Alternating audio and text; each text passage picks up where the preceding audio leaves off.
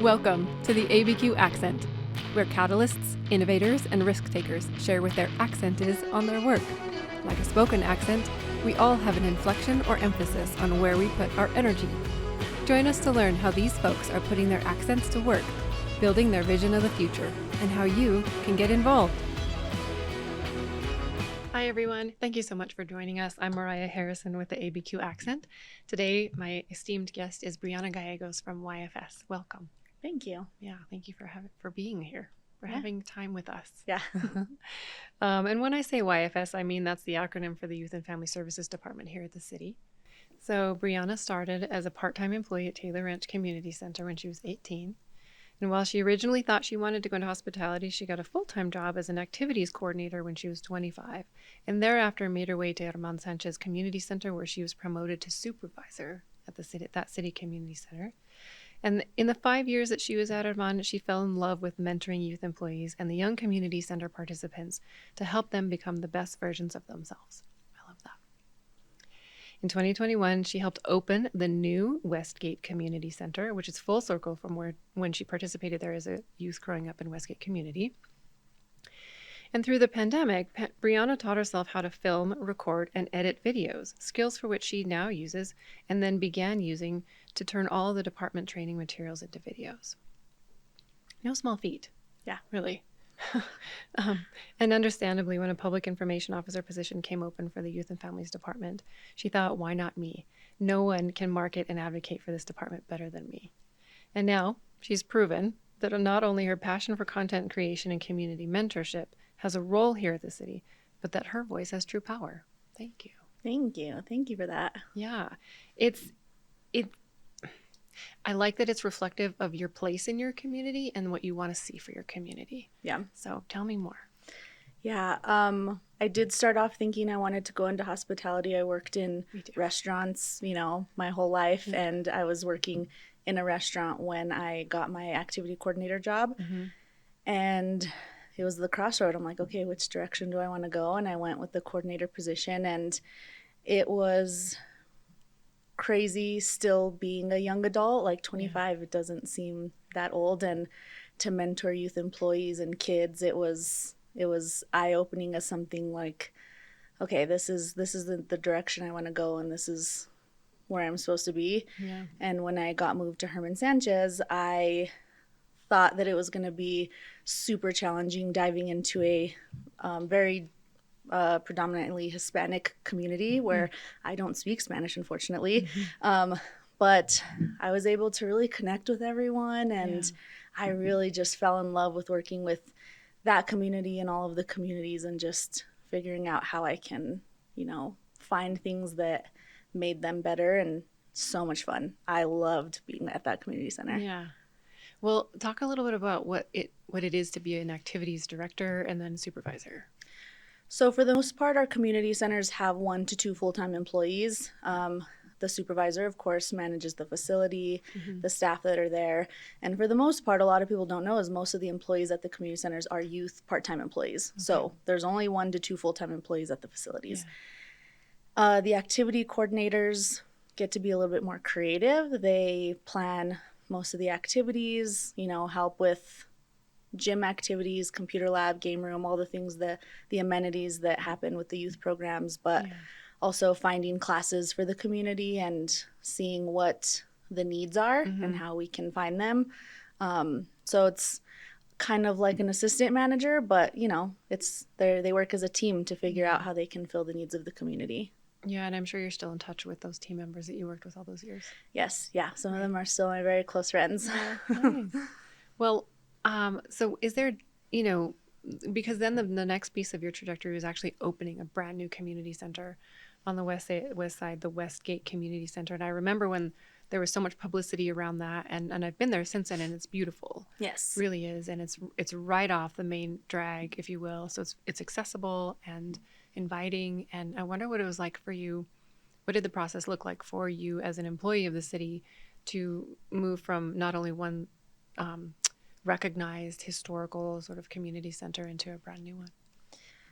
It was an awesome opportunity. I felt like I had spent 6 years at Herman Sanchez, and I did a lot of the things that I wanted to do. And so being able to start from the ground up at a facility was really exciting.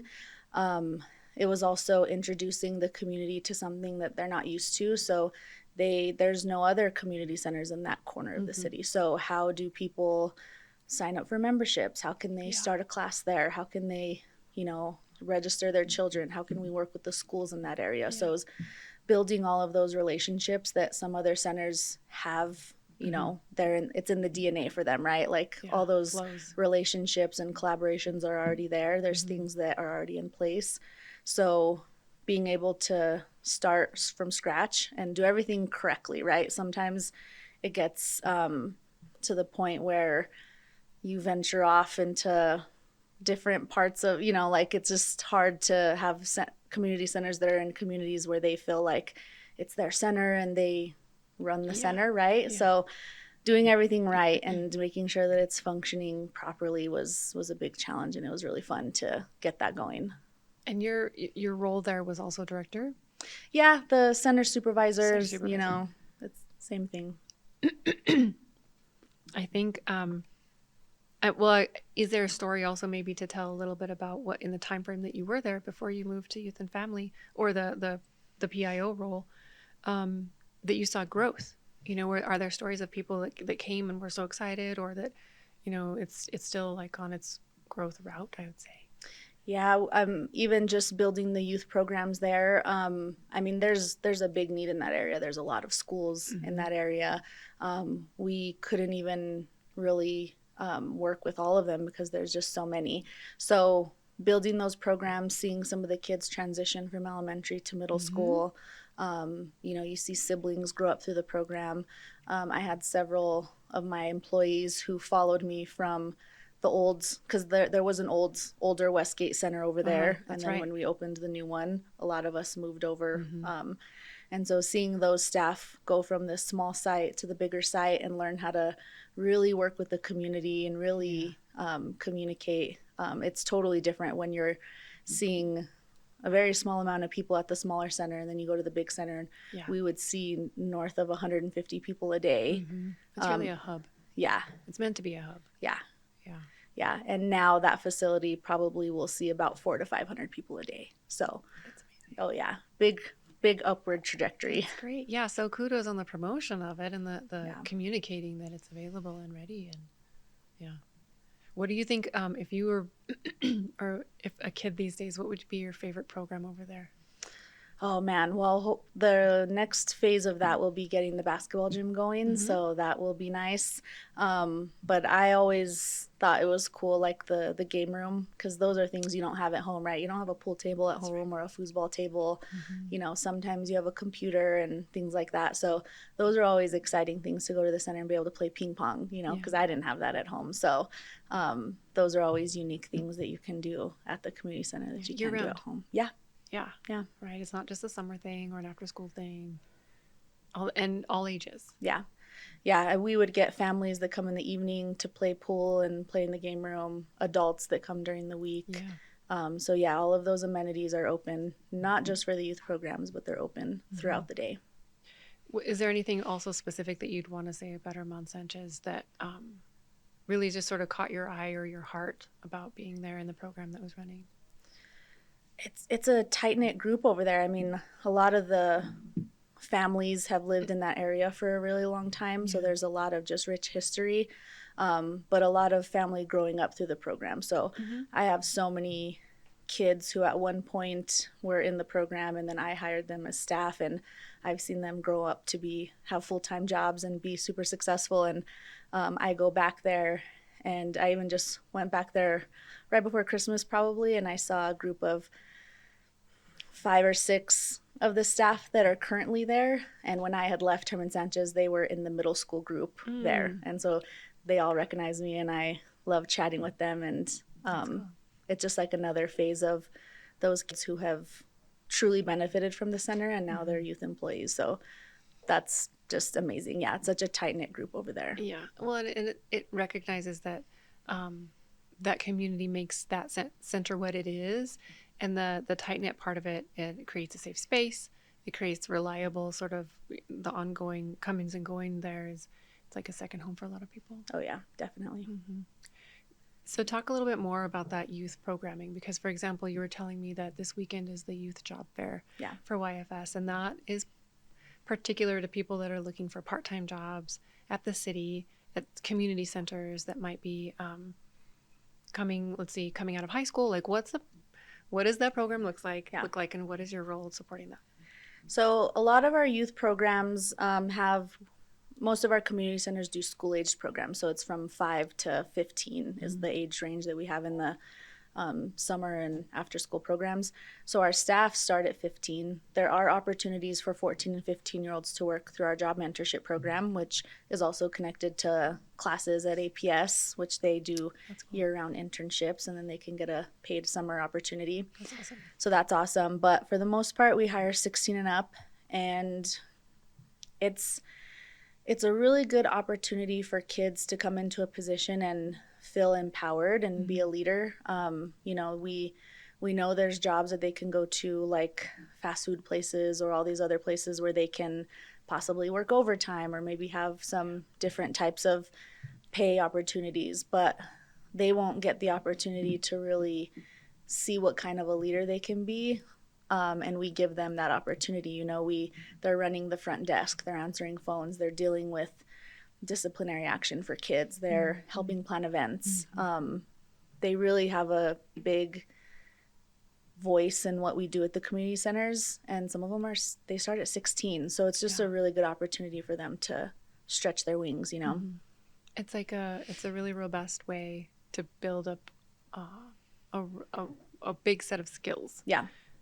Like you're saying, that the different examples that they're put in, the situations they're put in one-on-one with youth and larger groups, and then supervisory, and then creativity, and it really does sound like exactly like you're saying. It's not like maybe your everyday run-of-the-mill job. Yeah, and it's not for a specific type of person. It's we love having such a diverse group of employees, where some of them like dance or art or sports, and they can find a way to be a mentor to a youth in the community, and they might not even realize that they're good at working with kids, but it's like you just be yourself, and we give you tools for success, and you can take your interests and share those with kids. I mean, there's so many cool things that the staff are into that I don't, you learn about, and you're like, wow, I didn't know that was a thing, and they share those with the kids, and it's just really good bonding opportunity for them and a way for them to express themselves in a safe space. And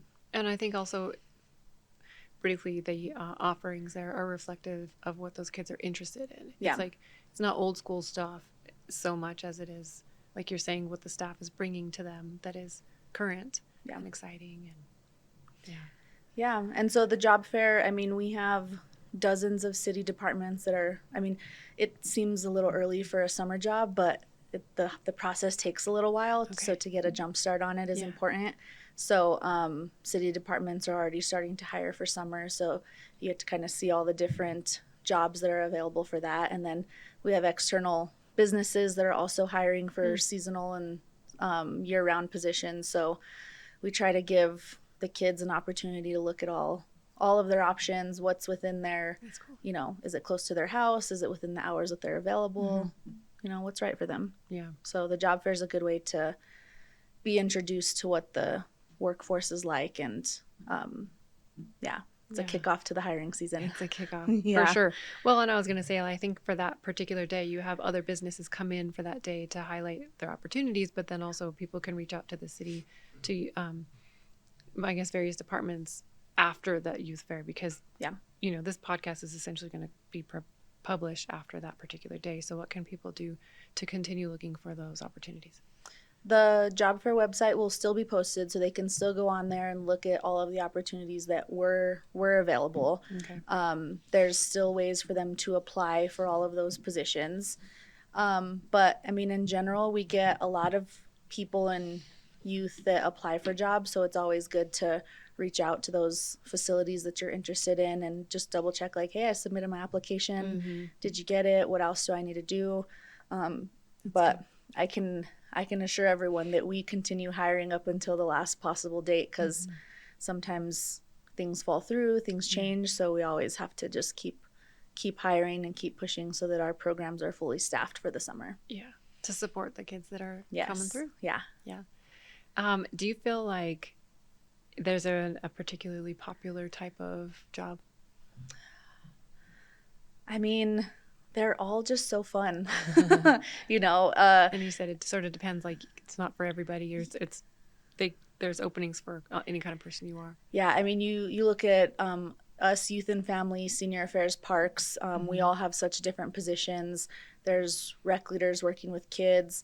Even at community centers, there's different types of opportunities, serving summer lunches, things like that. Parks has people doing the rock walls, lifeguards. Senior affairs has their multi-gen facilities. So there's so many different types of opportunities, but I mean, anyone who's ever worked a summer job for the city can probably say it was just the most fun summer job that they've had. So right on.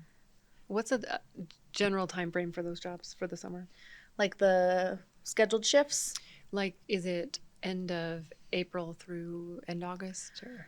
Usually right after summer, we save some time to train all of the staff because we get an influx of hundreds of new employees.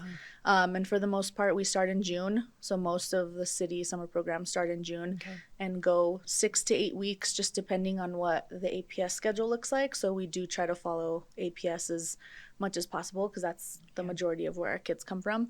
So whatever the summer break for APS, that's usually what we try to follow. Okay. That's when people can expect to be employed part-time. Yes. Yep. Awesome. And we can come back to that too if there's anything else you want to add, because I want to sort of continue the thread of what it looks like to stay with the city from those part-time jobs into the full-time jobs. But I'm also interested in maybe some more of your background. Like, what was it about Westgate that you loved that made you want to continue going back? And is there something about your current role that you think maybe it was just always meant to be? I mean, I knew that there was a new center being built in Westgate for a while. I know it was in the conversation for a long time. And so what a dream to be able to be considered to go there and open that facility and build it from the ground up. But I was connected to a lot of the kids there. I knew a lot of their parents since I grew up in that community. You know, a lot of them lived there their whole lives too. So seeing a lot of them was really cool. But, you know, just knowing that when I was younger, there was a community center in that area, but it was very small. And it didn't have the fitness room and the game room and the big amenities, the senior meal site, the way the new site has. And so being able to offer that to the community that I used to grow up in was just really fun and important. And it was just had a great time working with all the people in that area. And like so many people we've talked to that work at the city, it's hard work. Yeah. It's really connecting you to your purpose and your life in the city. Yeah. Yeah. And in regards to your life in the city, are there things around town that you love to do for fun, to bring yourself sort of back into the environment? It's not at your desk or not content creating where you don't have an obligation, but an enjoyable time.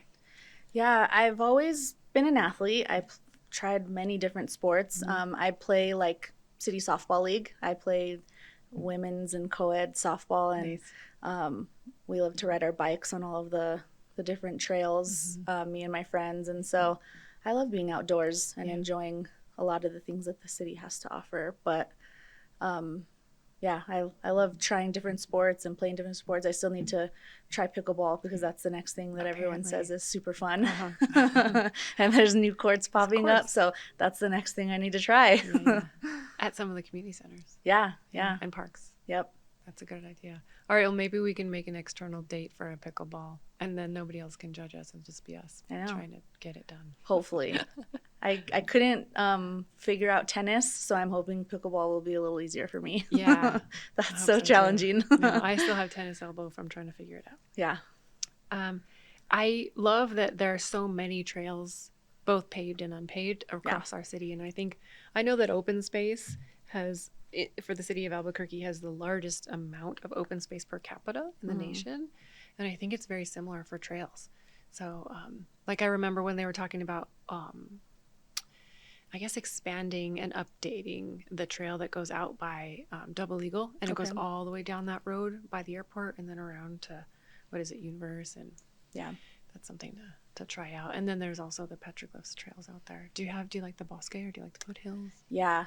We, me and my friends, we used to really like going through the Bosque, and now we live a little bit in the Northeast Heights, so we'll take the trails, and oh my gosh, I'm gonna forget all their names now, but it's really nice going around. We'll hop to different like local restaurants, Yeah. local breweries, just check out, all the different local spots that are around town. And sometimes it's a vigorous workout where we're doing Yeah. a lot of miles, and sometimes it's just fun, scenic. So the trails have improved a lot over the years. They used to be super bumpy like back in the day, and now a lot of them are just super nice, and it's really, really fun to just go sightsee. Yeah. And it connects you to so many places. Yeah. For sure. I haven't done a lot on like the drainage, like the ditch trails, but I know how to access them from some of the main roads, and that's really helpful. Yeah, it's a different view when you're on your bike than you're in your car. You experience the world differently. Totally. I remember the first time I went to Balloon Fiesta on a bicycle when I took the trails to get there. It was amazing. I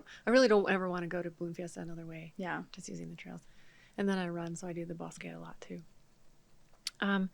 I'm wondering if we come back forward in time a little bit to your current role as PIO, what does it really look like a day in the life? People talk about content creation, they talk about social media managers, and they talk about media connections, but what would you say like the rest of your week looks like for your priorities, and how do you get it stuff off the ground?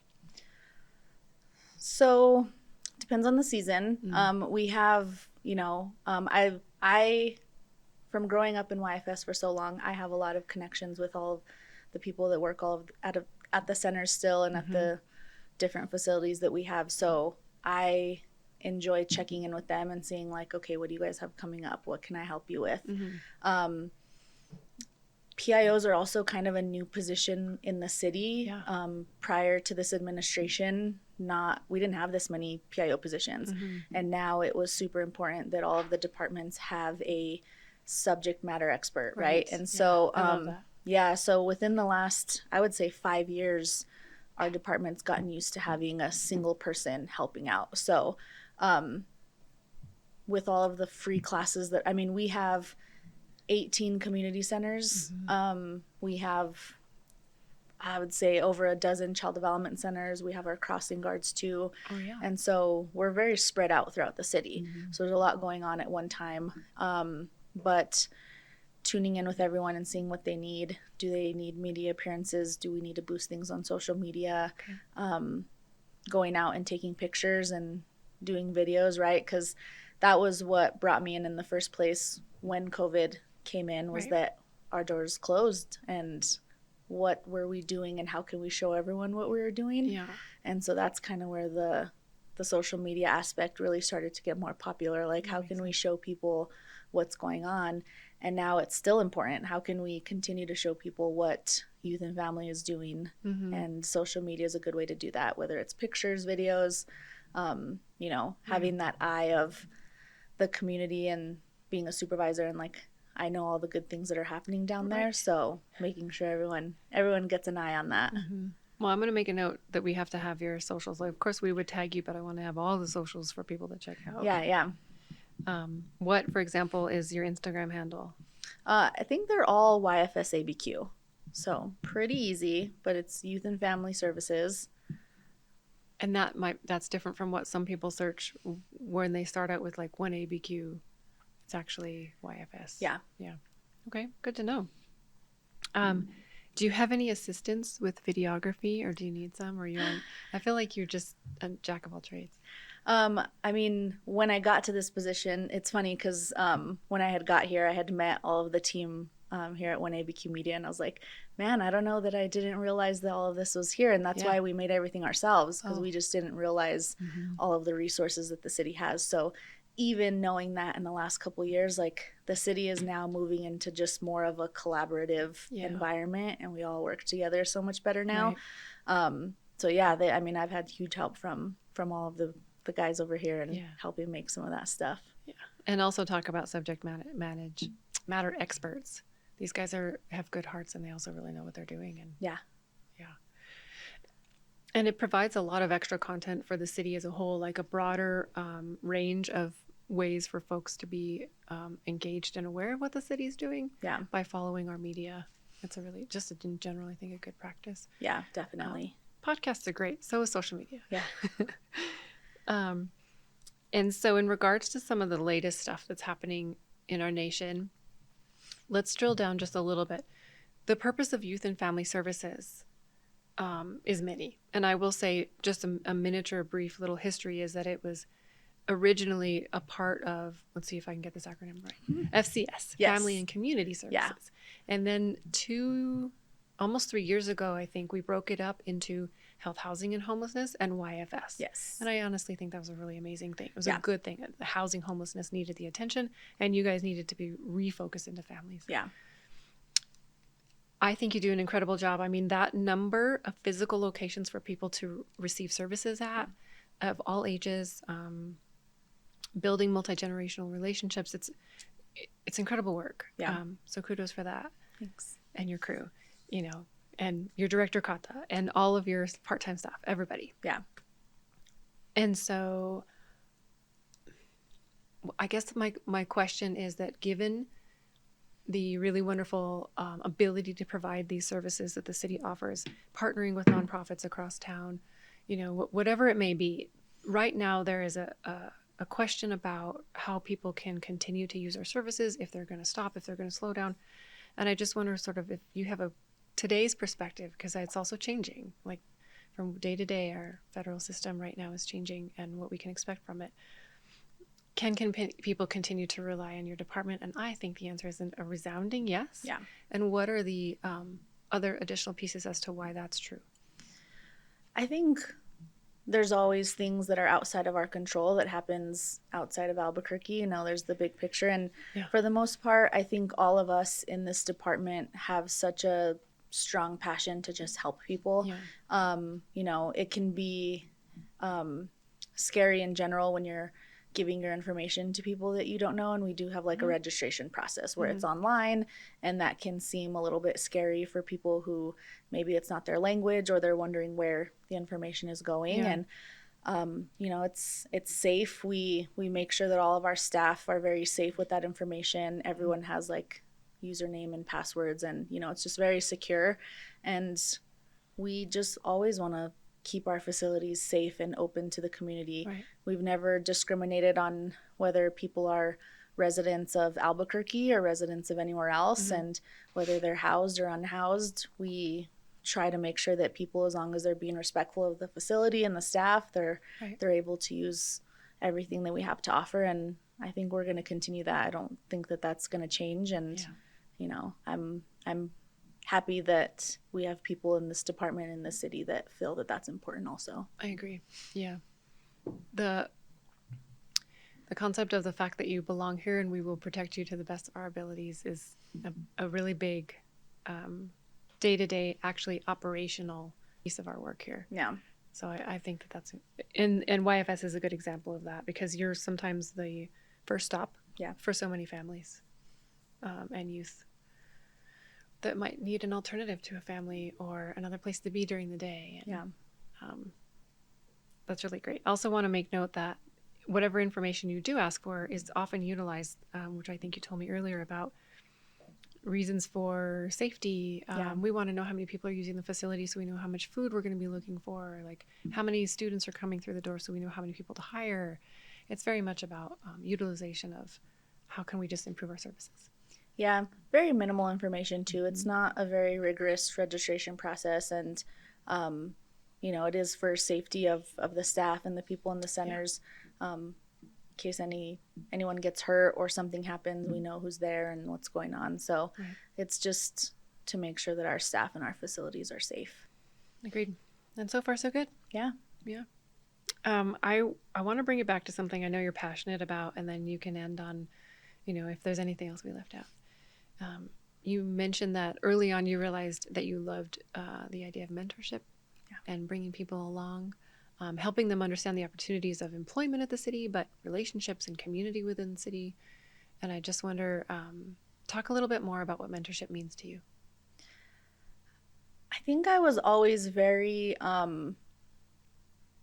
I felt very strongly on the idea that there can't just be one of me. There can't just be one person that can plan a big event. There can't just be one person that can open a new center. Like there has to be multiple people, otherwise the system's broken, you know? Like if I leave or if I take a day off and nobody else knows how to carry on that programming or the ideas, it kind of was for nothing, you know? So I always wanted to make sure that I had people around me who knew what I knew. I never wanted to be selfish with my information or selfish with my skills, and I wanted to make sure other people had that as well. So the same with the staff, right? If we get to a center and we're like, oh, we have this one staff who's really good at this, it's like, okay, well, let's make 5 of them. Let's make 10 of them, you know, let's keep spreading that out so that all of these staff have those skills to be successful. And that was always very important to me.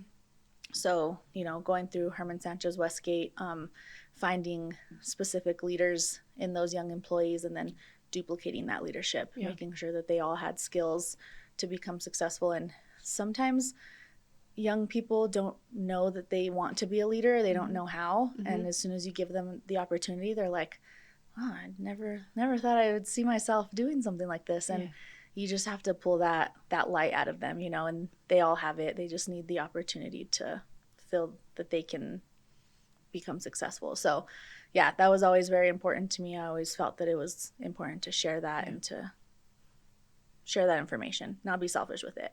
Well, if that's what you're sharing, then you are building other people that are like you that want to continue paying that light forward. Yeah. That you're helping them to recognize. Good work. Yeah, thank you. Yeah, I will definitely be referring people out to you for multiple reasons. Yes. Yeah. Is there anything you want to leave us with today or highlight for the next couple of months or about your work or YFS? Anything? In general, I think, of course, I love it here. Come work for us. But yeah, we have a lot of opportunities coming up. We have a lot of really great things happening, and a lot of people don't know all the services that are going on. And so I just want to continue to share how important that work is. You know, if doing impactful work is important to you, you know, come do impactful work with us. There's so many city departments that are doing stuff like that. So I hope everyone has that need to want to help other people, because there's opportunity for that, and we love inspiring that next generation. So right, and it's visible too. Yeah, it's tangible work, and I appreciate that. Thank you. Yeah, thank you. Cool. So we're going to post some of the socials. I'll make sure I get everything right from you in the website, the youth part-time opportunities that are coming up for summer, etc. And hopefully this will be out within the next week. And I just so glad that we had some time together. Thank you. I know. Thank you for having me. Yeah, I'm glad our schedules aligned. Me too. Yeah. All right. Well, thanks everybody else, and we hope that you come back for another ABQ Accent. Awesome. Thank you.